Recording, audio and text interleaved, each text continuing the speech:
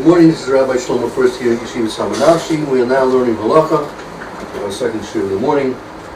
We've been discussing the laws as brought down in Hilchos Shabbos, in HaKodesh Shulchan Aruch Orach Chaim, Siman Shin Lamed Pet, about clapping and dancing on Shabbos. The HaKodesh says you should not do it. There's a gezerah, a rabbinical decree, that we're concerned people would clap and dance on Shabbos, they may come to fix musical instruments. The Gemara was wondering how can that be? We see that people do it and no one's protesting against them. And not only that, there's an opinion, that's what Moshe Feinstein's Zatzal will be discussing here, the opinion of Tosfos' opinion, that Bisman Azeh, people aren't expert in making musical instruments and fixing them. So therefore, the situation becomes uncommon, and we know there's no decree Rabbanan Gezerus the Rabbanan when the Makam it's not Shkia. It's not common. We don't have to be concerned. So Rama says perhaps this is the reason why people are being lenient about this, and therefore the Rama mentions people are doing it, and we don't protest against them. It's better that they do it unknowingly, shogigi, rather than bezidin. Let's see now what Moshe Feinstein wrote on the subject. Would you like to? שאלות תשובתי גוד משה אורח חיים חלק ב' סימן ק'. בעניין אין מתווכים ואין רק we don't clap and we don't dance. איך הוא? How is it? בהז ת"ח סימן תשת"ב. So this was a tshuva that was written by Moshe in the Chaf-Hei Sivan. That's not too far from Chaf-Hei Sivan now. What year? In the 60s. Chaf-Shin Chaf. Chaf-Shin Chaf, yes. But in the Ozi town, there was I'm not sure which year that was, but that was about, 50 years ago, no?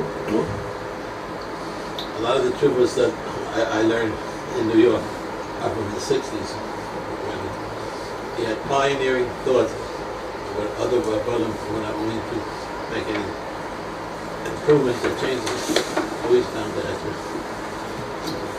רק אם ידיע נכבד מר אריה דן גרהר שליטה from אריה דן גרהר והדן מתווכים ואין מספיקים ואין מרתים that we don't clap, we don't what's the thought? Like, clapping is clapping, clapping is like slapping. And not dancing. And yesh lahater, if we can be lenient, ketosuf beisad daflam. To lahater, the permit. Permit. If there is to permit it, Like in Tosfos in beisad daflam, shekatvu levidan shari that he wrote over there. The aim anu b'kiyim lasot kli shir, that we're not professionals in making musical instruments. right, this you may remember was similar to the phraseology of the Ramah. Right. The Ramah is basically quoting, that's the Yesh Omrim that the Ramah mentioned. That's the Das of Tosfos. The Tosfos writes there, Udidan, according to us, it's mutter, right? The Ein Anu B'kiyim Lasos Klishe, because we're not expert in making Klishe. So people aren't going to attempt to do that. Minei lachar divrei Tosfos, according to the words of the Tosfos, temohin af im nima shebe mehem hayu b'kim lasos kli shir yoter. It seems that in their times they were able to make the musical instrument more. So like this, it says, L'chora, Rav Moshe writes, L'chora, it seems that the words of Tosfos are amazing, they're astounding. Why?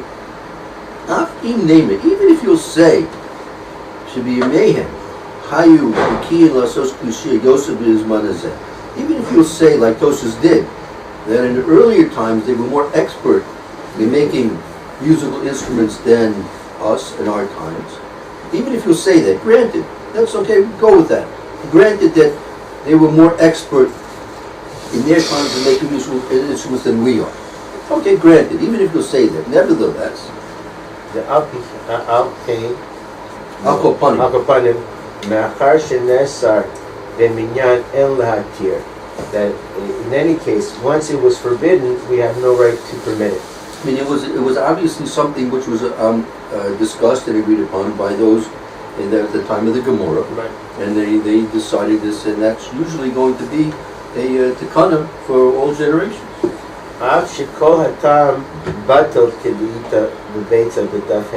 Even if the whole reason has been invalidated, Right. like it says in Gemara. Right. Even if the whole reason for the gezerah is non-existent, right? Nevertheless, once the gezerah is made, right, we can't permit with something which has been previously forbidden. וכל שכן, אנחנו also הכנע שגם בימינו האיכה גם מי שבקיאים לעשות שיר. In our day, there's still people who know how to make musical instruments. Yeah, you do find people. There are people who know. And again, if we're not talking about making a violin from scratch, which is probably a big job, right? But there are people who can tune them, right, and can string them, even if they're not Bucky and Lou. Shem the batel ma shnesa, that we're not supposed to permit. To nullify. We're not supposed to nullify what was already forbidden. Forbidden, exactly. So what is? Let's just to take a step back. What's Rav Moshe's main thrust at this point in terms of the halakha? How do we see what Rav Moshe's teaching? So we don't go back on what the rabbis have done. So he's saying, even though it may be a minority who know how this, but there's still people who could fix the instruments, and that was the reason for the prohibition in the past, and you still want to keep it. So look, again, Tosfos said it. He wrote it. You can look at the Gemara. The Gemara is in Beya and in Daf Lamed. It's right there. And the Ramah quoted it. But again, the question is, what was the Ramah's point over here? I mean, the Machaber Asers, it's forbidden, right? The Ramah said, take a look what's going on. People are doing it, right? And we see more than the fact that they are doing it. No one's protesting against them. No one's saying Shabbos, right? Because people don't know how to do it. Oh, so they brought the Yerushalyim. That's the reason. And the Rabbi says there's still people who know how to do it. So he says two things. First of all, what was previously usher, who says we have a right to undo what was previously forbidden, number one. And even if you'll say, like Tosfos said, that people aren't doing it, but we do see that people do it. People are fixing musical instruments. It's not like it's non-existent, right? Rav Moshe, I'm not sure how far we'll get into it, certainly today, but Rav Moshe is going to bring down another similar halakha, which you're probably familiar with, the question of gilui, of water, liquids that are left out open, right, especially overnight, where they become forbidden. So the main reason for that, why they prohibit, is because we're concerned the snake may have taken a drink from the water, and the venom is in the water, exactly. You might come to be musukan, make them life endangering situation by drinking the venom. So they ask it. So the question is, there are many places where snakes are not common, right? So the question is, does this... For your menu or German? Be a menu. Although, again, it's very hard to know. I was walking right on this street. Within the last 7-8 years ago, a woman came out of her house. She says, there's a snake in her house. Snake in her house. She goes right down the road. There's a snake in her house. So to say that snakes are not common, call the exterminators. They'll tell you how many times a month they get a call from a guy who wants them to get a snake out of the house. Yeah. Well, someone got put in a couple of years ago, 2012. Yeah. There's a boy sitting outside a sukkah from our old Yeshiva, because someone got bitten. Yeah. He's walking around, let's go to the hospital. Mm. He was tearing or something. Yes. I think there might have been a snake bites.